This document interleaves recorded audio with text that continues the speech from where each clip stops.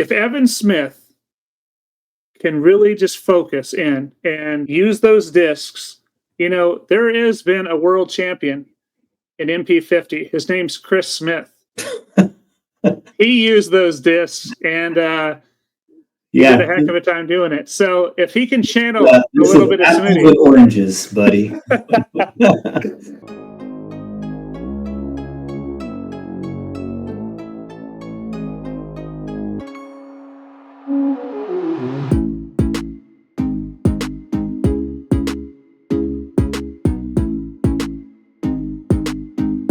Hello, everyone, and welcome in to the Players Meeting, a Win Dummies production. I'm your host, Lucas Deal.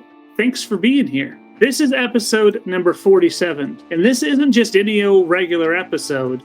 This is a very special episode. We were contacted by Disc Golf World. If you've ever seen their YouTube, they are batting 100% correct calls on all of the off-season signings. But they asked us to do a little show on the off-season, and we were more than happy to do that. So you're going to hear a lot of different conversation, a lot of different questions about this off-season, and strap in because it's going to be fun.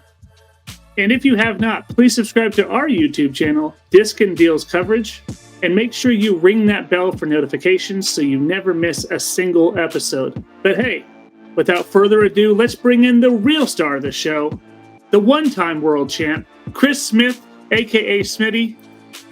Smitty, what's up, dude? I'm looking forward to doing this, man. You know, I've been a fan of the Disc Golf World News for is that what they call it? Disc Golf World News? Just Disc Golf World? Just Disc Golf World. The Disc Golf World. I've been a fan of them, watching them probably for a year, maybe a year and a half. I don't know. It's their shows are just long enough to get me from the parking lot to my driveway, and I can just listen to it the whole time. So yeah, they're short, brief, and packed full of information. They were kind enough to reach out to us and a few other podcast personalities and people on Twitch, and they're going to cut together a whole cool episode, and we're happy to be a part of it. It's going to be a fun one. So we're still going to start where we always start. What's poppin'? What's been happening around the world of disc golf? Off-season edition. We have a number of questions I'm going to ask you, Smitty, and I'm going to let you kind of lead off on all of these, and I'm either going to agree or disagree. Typically, you are pretty accurate with your call-outs, so if I disagree, more than likely you're going to be right at the end of the day, but we'll see. Maybe I surprise us this year. Let's start with just this off-season in general, Smitty. When we think about this off-season, my question is this the greatest of all time? Is this the greatest off-season that we've ever seen? Man, it's been a banger. That's for sure. I think 2025 has had the most big movement of any previous season. I don't know if it's had the most shocking movements of all of these seasons, but yeah, man, bang for your buck. We've had the Robinson boys move. We've had Big Jerm move. We had Rick and Conan get kicked off only to land somewhere else. I'm sure I'm missing a big one somewhere, but man, it's been fun. It sure has. I don't necessarily know if this is the one. Let's take a journey back into 2022, the height of COVID, the height of disc golf, and it's growing. We saw quite a few things. Drew signed a multi-year $1 million deal. Kristen Lott, Tatar then, signed for $500K. Katrina Allen, remember her? She left Prodigy after winning a world title. Chris Dickerson left Prodigy after his best season on the team. We saw Yuli and Sexton get big deals, and you can maybe say that Paul Macbeth's deal was right around that time. It was probably a little bit earlier, but very, very close when we saw Paul sign for $10 million. To me, that was the off season to remember because we're not seeing those type of contracts anymore because we see what happened when some of those didn't pan out as well as they could have. Yeah, we're not going to see very many more multi-million-dollar, multi-year deals, I don't think. I will say that the most awesome off-season move of all time had to be Paul moving from Mhm. Innova to Discraft. That's still a huge shocker. And then Simon was right on his tail. Both of those guys I thought were going to be sponsored by Innova and Discmania for their lives. I Yeah. thought that's where they felt. And then, last year, we can't forget, we have what's possibly the what I think is going to be the greatest player we've ever seen move away from Prodigy. We knew he was going to move away, but we didn't know where he was going to land. And Gannon Burr landing with Discmania. So and we don't know any details really on his contract, but I'm sure it's quite large. I'm sure it has to be. And honestly, I don't see that dude going anywhere for a long, long time. Yeah, well, he can go wherever he wants, probably. Well, that's true. But I think he seems like the kind of dude who, when he gets onto something, he's loyal to it and stays there. From just the last 4 years we've known him, maybe. Yeah. So, but no, this has been a great off season. It's been so fun to watch. Like we said, there's been some really big moves, but I still look back at Paul moving and thinking just that one single move made the greatest offseason of all time. Yeah. I mean, and like I said, you can I think that was like late 2021, but it was for the 2022 season. So you could kind of say that was all in the same vein. So that season, to me, that offseason was incredible. I thought Paul's career was done. I know I wrote off Discraft and said, I don't think he's going to win again. And then, of course, he showed me. So let's move into a different question here. Out of all these companies, Smitty, who do you think made the best moves in terms of team dynamics this offseason? I think this is a no-brainer, man. Discraft has turned into the Yankees of disc golf. They've signed every big name there is, minus Gannon Burr and Vinny. I guess you could throw Vinny in that big fish pond.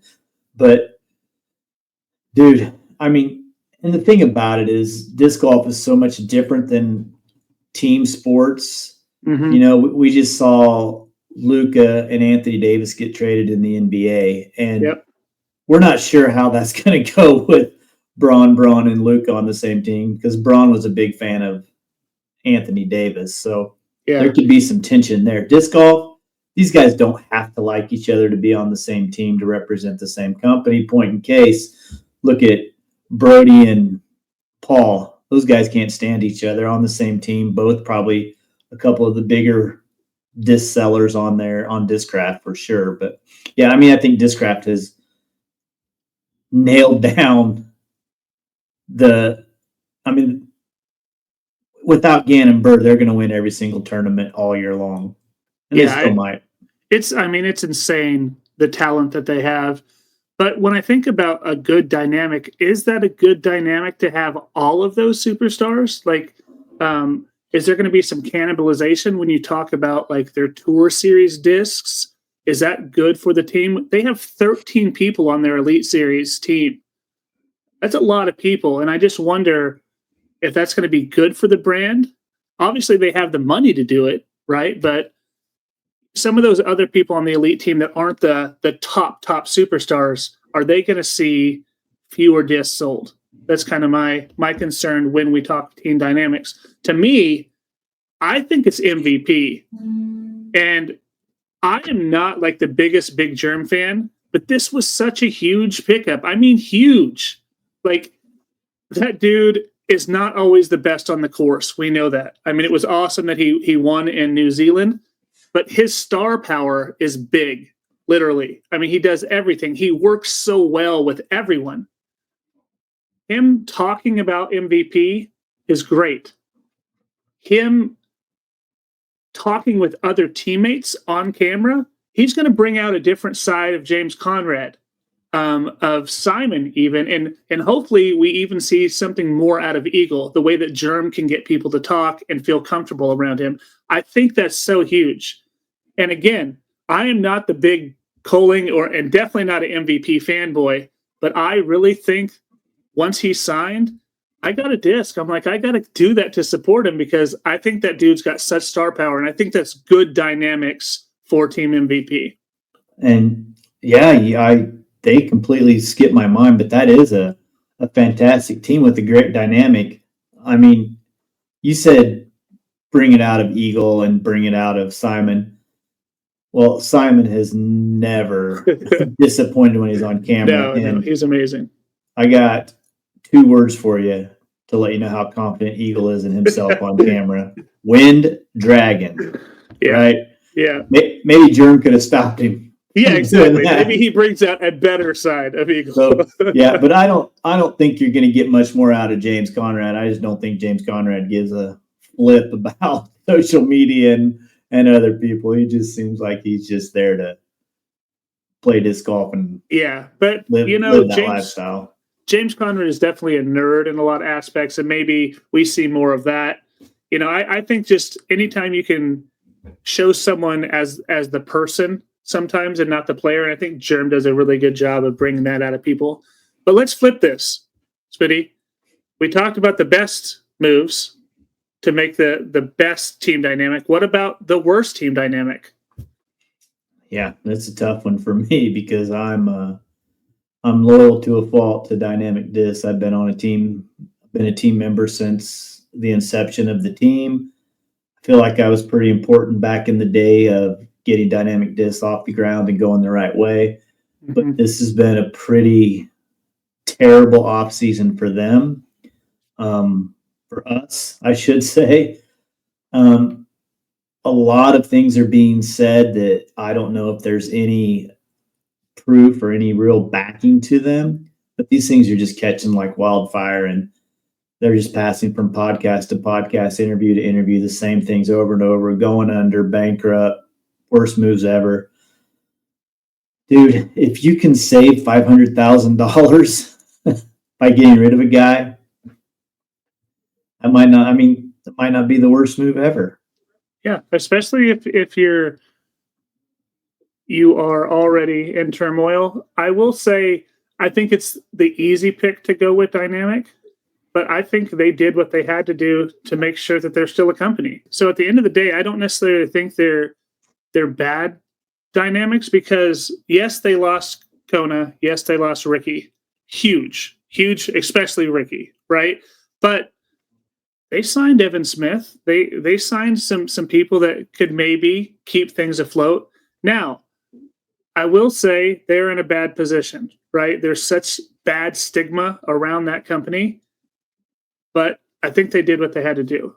It's different for someone like Prodigy, who I think made, and it's not necessarily their doing here, but they reshuffled with a lot of younger players, and they got Rathbun, they got Heebs, they got a few players, but they lost the Robinson brothers. And when you look at those two as a team dynamic, losing those two is way bigger in my mind than Ricky and Kona. And to lose those off your team and to not really get a big superstar, you could probably put Dynamic and Prodigy in the same boat there. And really, it just comes down to multiple world titles, multiple major wins, multiple DGP wins, all for Prodigy that are gonzo. Yeah, that's tough for them to lose both the Robinson boys because that was really the face of their country, right? The guys they have had, or there might be some great players, but they're not making lead card and they're not pushing the needle. But as I'm looking at these logos, there's another one that sticks out to me as not a great off season, and that would be right there in the middle, Innova. Yeah. They lost Big Jerm. They didn't sign anybody at all. Calvin's their dude. That's a really good call out, Smitty. So they did have a bad off season. You're right, dude. So yeah, I think those three probably had their and there's other companies here that have had bad off seasons too. Clash, they lost Evan Smith, they lost Heidi Line. I can't think of another player really on their team that represents them. Yeah, I wonder if they are kind of fizzling out, along with Lone Star, along with Dynamic Discs, along with Prodigy. Some of those, at least Prodigy, Dynamic Discs signed some people. Clash didn't sign anyone. Not that we know of, right? Yeah. So, yeah, that's a bad offseason for some of those, for sure. All right. Well, we talked team dynamics. So now let's just talk specific player. One player, Smitty. Which player signing surprised you the most this offseason? Shocked you? It's got to be Big Jerm is the one. I didn't see him leaving. I didn't see him going to MVP. It was pretty. It was a very well kept secret. I mean, it was. Rick moving is a big deal, but we had ideas of this a month ago or longer, that he was at least leaving. We didn't know he was going to land at Discraft, but yeah, I think Big Jerm, Innova losing Big Jerm, just like you said before, just as a personality, was shocking to me. And then to see him go to MVP and then win in his second tournament was not shocking, but maybe the feel-good story of the year so far. Yeah, I would say it's a little shocking. I mean, we haven't seen Jerm play super good on tour for a little while. I mean, obviously he's got the skills. He finishes, top 20 a lot, maybe sometimes not even there. But to have him win in a field that wasn't the largest is still pretty cool. But, for me, I'm going to go a different direction here. This is not necessarily a signing of a player, but Ken Climo signing to have his discs printed by Discraft. That's so surprising. The dude bled Innova for years. And now Discraft is making his disc. And I still think it's a strange move by Discraft, because Ken has been so far removed from the game for a long time that's such a gamble. And I've mentioned this on the podcast before, but the younger generation, the modern day, the COVID golfers, they don't know who he is. I don't think that's worth $20,000 or $200,000. I think it's a bad deal. And it's very surprising that when you think of Ken Climo now, his discs are being made by a competitor, in my mind. Yeah, that's a great call. Now, the $200,000 was a leak from Multiworld that has possibly been maybe not real. Been said to not be true. But yeah, the fact that you're right. That's huge. The fact that Ken Climo, the guy who was the face of Innova and disc golf for Christmas, nearly 20 years, goes to the competitor, and they give him his own line of discs. And yeah, that's nuts. That's bizarre. But you know what? I heard that the first runs of them are gone. Wow. That is impressive. So maybe a good deal in retrospect. But at the same time, Smitty, this really winds back to you talking about the bad offseason of Innova. They lost the champ. We didn't even talk about that. Yeah, that's crazy. Maybe Innova did have the worst season. That's tough. That's tough for sure. But that might be it. All right. Well, we did the most surprising. Well, who was just the biggest get this offseason? Who was the single biggest acquisition this offseason? There's a lot of people that we could go through, but who is it for you, Smitty? Single biggest get. This is all contracts, all everything, no matter what, no holds barred. Yeah. Well, if Rick wins a world title and a major, that's going to be pretty big. It will. Yeah, I will say it could be a huge get, but he lives in Gannon's head rent-free in my mind. Gannon just tore him up last year. I don't know if that's Gannon's living in Rick's head, because I just think Gannon Bird's that good. Yeah, he is. So, Isaac Robinson wasn't a bad pickup either, nor was his brother Ezra. So, yeah, man, it's gonna be awesome to see how it all plays out. Yeah, I think you could go Isaac. Isaac's tough though because he just doesn't bring a lot to the table other than being a two-time world champion. He's not that marketable. He A two-time world champion and a major champion. He doesn't bring much to the table. But I mean, you could. I'm just saying, those maybe he fluked his way into those a little bit here and there. So all I'm saying is yes, he brings that, but he doesn't win. He doesn't win if it's a DGPT event. he wins. He's won a major. He's won 2 world titles. I mean, obviously, you can put a 2X behind his name, and that's awesome. But we both know he's not marketable. We've talked about it. He doesn't really sell disc. But I do think Prodigy was a little at fault there because I do think he's handcuffed, and I don't think they do a good job in marketing their players. I've seen him more this last month than I have in 3 years. Yeah, that's a little at fault of Prodigy and maybe not just Isaac.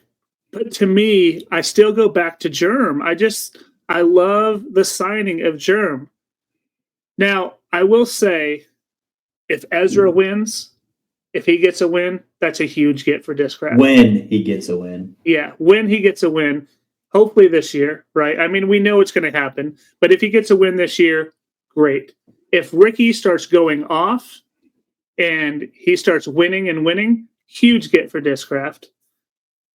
If Isaac wins, big signing for Lat. But the great thing is Big Jerm doesn't have to win for that to be a huge acquisition for MVP. Yeah, that's true.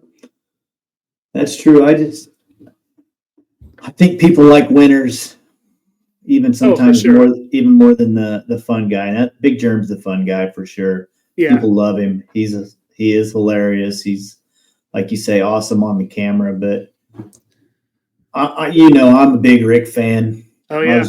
And even though he's on a different team now, I'm still going to be rooting for Rick. I love his fire and his tenacity. Let's talk about it right now, because I wanted to talk about this a little bit later, but I think this is the right time.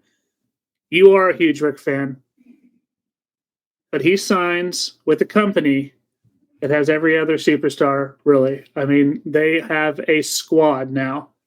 What are your true thoughts about him joining that particular company? He had to go where he could go. He's burned his bridges at Innova. He's not going back there. That just leaves MVP and Discraft. If you're going to go somewhere, he's not going to go to another House of Disc company. People that were saying that are just stupid. Well, I was also thinking maybe somewhere in the back of my mind that he saves Prodigy, and I thought that would have been a fun thing, because I don't think he's burnt bridges there. But he left them. He was there and he left them. Yeah. But yeah, I think it's great for Rick. He's going to have some fantastic discs. I think Discraft will do an awesome job of making new discs for him, new special runs, new stamps. That putter is awesome looking with the raptor skin, and you can tell by looking at it that it's just a dagger. They probably just are tweaking it just ever so slightly. But no, I think Rick's gonna probably not skip a beat. I think he's gonna come right out at chess.com and be in the running. And this dude lives for competition, man. So speaking of competition, that's where I hate the Discraft pickup. I hear you. Now, dude's another one that kind of jumps ship, and I don't like that. I like for a player to be loyal, but he's really has. And so for me, when I think about Discraft, I think about Paul Macbeth. And Paul Macbeth and Rick were the perennial forces, right? It was them back and forth battling. I hate that they're on the same team now. And I know it's different because it's not a team sport, but it's just like, for me, Bird versus Magic. And then Bird says, you know what? Let me come play for the Lakers. Let's build a super team. it's just not as fun. Now they're still going to battle, right? They're still going to battle, and they don't necessarily have to even talk to each other because disc golf is a different sport than that. But it's just not fun for me because of all of the people that they have on their team already. That doesn't bother me. I don't care what team they're on. I'm just rooting for the guys that I think are the most fun characters and the ones that I think work the hardest to win. And there's one thing I know about Rick, man, he is going to push discs no matter what. Yeah. Right. He's one of the few super pros you see just unloading things and doing whatnot sells. Now, obviously he's trying to get rid of everything he has house of disc wise. Yeah. Now while he can make a buck off of it. But yeah, I just think that disc golf is just so much different than other sports that if it comes down to a final 2 holes at the World Championships and it's Paul Macbeth and Ricky and Anthony Barella and Gannon Burr all on the lead card, that's 3 Discrafts and Gannon. I don't think I'm going to give 2 cruds which disc they're throwing. I'm just going to be happy that I'm seeing the most amazing last 3 holes of disc golf that I'm going to see. The turmoil between Rick and Paul, I think, is built up way bigger by us than by them. I don't think it's the same. I want there to be some bad blood just because I think that's more fun for competition. I think it makes people work harder because they want to get the edge over the other person. A fun thing to think about, I have 2 questions just kind of off the top here. Again, this is me making this bad blood thing happen. But do you see Rick throwing any discs that are within that Paul Macbeth line? Yeah. Of course. Okay. I didn't know if it was like that. If we don't see any disc in his bag when he does the NBA in the bag and we don't see a Macbeth disc, I'm just saying it might be more to it than they're leading on. Well, here's the thing. Paul Macbeth is super smart. So some of his discs in his line aren't going to fit Rick's game. Yeah.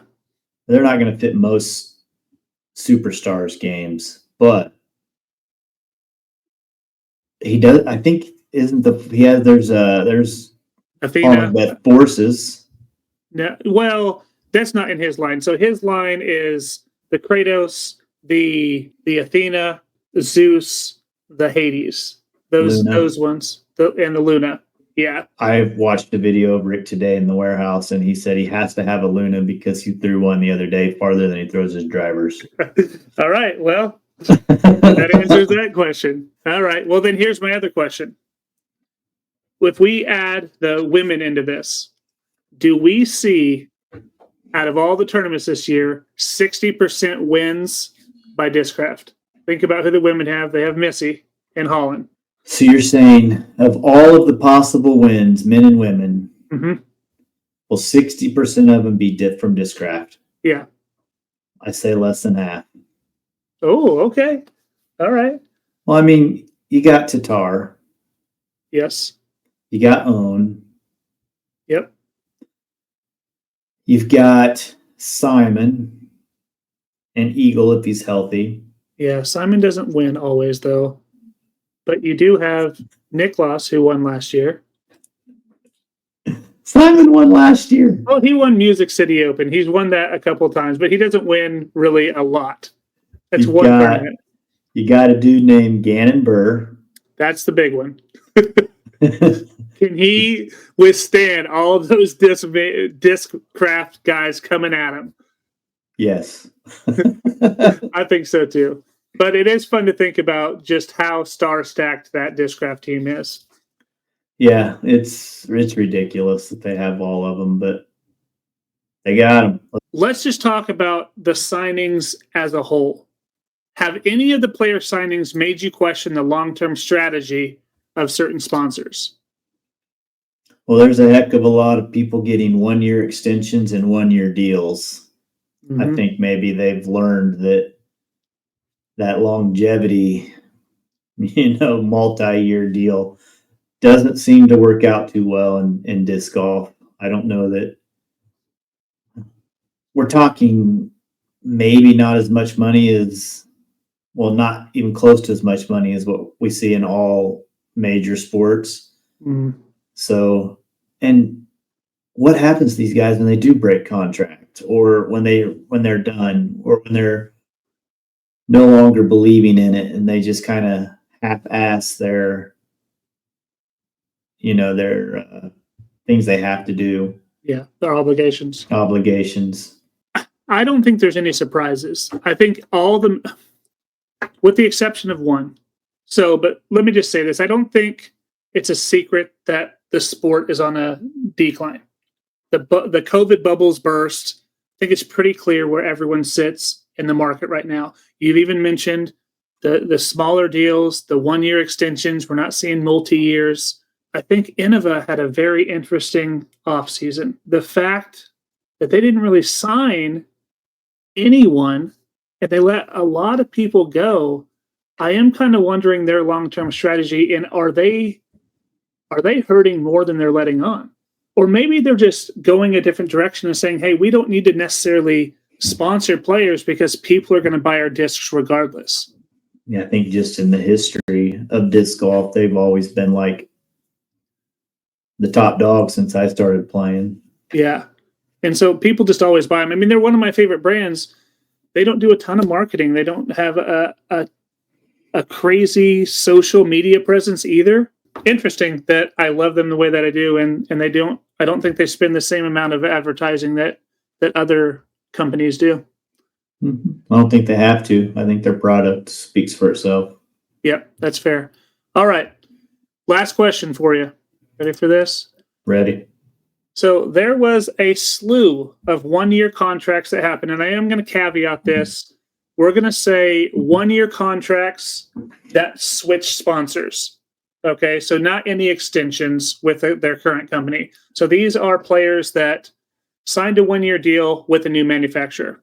Okay, out of those, which player who signed one of those contracts will play well enough to get a multi-year deal next year? That's tough, man. There's a lot of we got 9 people. No, we got 10 people on here, right? We got Heidi Line, West Side. You know what? That's probably a 1 year at a time thing, I would think. Right. And then this is Evan, who is, like you said, really good disc golfer, but we don't know jack crap about this guy other than maybe another person that's not that marketable. He just seems like almost all of these seem like 1-year guys to me. Yeah. There is one that kind of sticks out to me. I'm going Gavin Rathbun. He could pop off at a couple of events and I guess become the ultimate face of Prodigy for a while. Yeah. I mean, I think Luke will continue to kind of have that, although he's kind of doing his own thing with GoThrow. So it is kind of, I wonder if that becomes a conflict of interest at some point, or if they are just happy that he talks about Prodigy. But and he plays really well with their plastic. He does. He really does. Yes, man. He's He's a great player. And honestly, on the men's side, Smitty, I'm right with you. I think it's Gavin or Evan, right? Gavin Rathbun or Evan Smith. I think those are the two that could potentially garner a bigger contract. If Evan Smith can really just focus in and use those discs, there has been a world champion in MP50. His name's Chris Smith. He used those discs and he did a heck of a time doing it. So if he can channel a little bit of Smitty, oranges, buddy. I think he has an advantage over Gavin to really pop off. So hopefully he does. But I will say, on the women's side, and I'm high on her because she's been on the pod, but Emily Weatherman, and I want to say why. Emily, I think, can be a consistent top 10 all season. I'm saying top 10. I'm not saying she's going to win every event, but I truly think she can be a consistent top 10. And I think that, along with her already being Innova, could maybe garner a multi-year deal somewhere else if she continues to play at a high level. Well, I don't know if top 10 in the women's division is that impressive. Well, who's the top 10 now? Most of them have pretty good deals, right? So we know Kristen does. We know Holland does. We know Missy does. Owen, I think, only signed a 1-year extension, but Owen's a 1-year extension, but she's also 40 years old. A little bit older. How about the world champ? Evelina. I had to think. It's been Kristen for so long. Yeah, Evelina's there. Henna's there. I think they're on multi-year deals. Probably. And you got Cat Crack Coffee. Yeah, Cat Merch, which I think she might be only on a 1-year deal. She's a 1-year deal. Yeah. I mean, see, we've only named 5 women. Okay. I don't think top 10 is that big of a stretch. We named 7. Okay. Well, I still think she can finish top 10. I'm sure she can finish top 10 all year long, most of the year. And then hopefully that is enough for a company to say, you know what, you're consistent. I also think she's a little bit more marketable than some of the other people. I mean, she's quiet. She's American. She's not bad to look at. You know, I mean, all those things help someone be marketable. She doesn't airball putts from 8 feet. Yeah. Yeah. She's a good putter. I do think her her downside is her distance off the tee. That's something that she can work on. She's only 18. All right. Cool. Well, that was kind of fun. Yes, sir. You want to give a shout out for the week? For this episode? Yeah. Shout out to the Disc Golf World for Swiss Harrison for giving us the reason to go to our rooms and hang out for another 45 minutes and talk disc golf. Not that we needed another reason, but we had one and that was fun. And yeah, we really appreciate you guys. And hopefully this is some fun content that you can mix into your stuff, and it'll just another episode for us to get out there to the masses. And these are some questions that we hadn't really asked through our off season, so it's pretty fun. And the off season is winding down. It is. So yeah, it's close. It's right around the corner. We will catch you on the next one. We'll still see you on Tuesday. Remember, that's our big episode where we're going to bring some people in and start talking about some of these best performance from last year, who's gonna shine, and who's gonna maybe be a stink next year based off their performance in 2024. All right, so we'll see you then. Take care. Bye-bye now.